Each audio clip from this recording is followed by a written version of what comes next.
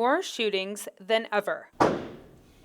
A third of this country's mass shootings have happened in the last decade. That's according to a study done by the National Institute of Justice. So what are you supposed to do if you find yourself in a situation like this? Well, if that happens in a grocery store, just like it did in Richland, it kind of depends on the actual person. Usually people have a flight or flight syndrome. It's whether they're going to either fight to go to where it's happening and stop it, or they're going to flee, or they just stop and they don't know what to do.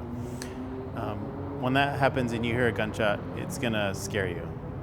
It'll scare most people, and they're going to try to figure out where it came from and then if they're in danger. One of the Fred Meyer's employees that was working at the time of the Richland shooting said an active shooter training video she watched helped her remember what to do. We go through training whenever we first start. It's pretty much like the first thing that we do whenever we got hired there.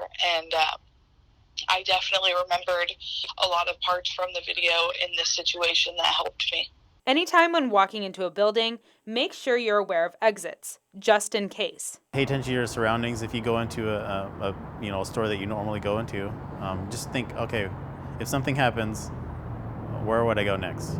Try to stay calm and think before making any quick decisions. If you hear a commotion or some sort of gunshot or something dangerous that's happening wherever you're at, in a store or the mall, even in the public, just stop, find out where it's coming from, and go the opposite direction, or in a direction where you will feel the most safe and you won't get injured.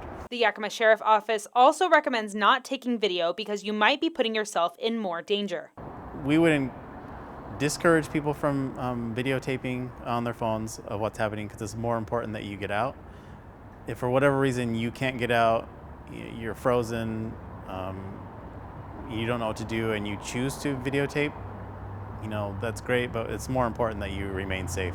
This can help avoid being another victim in a long list of shooting deaths.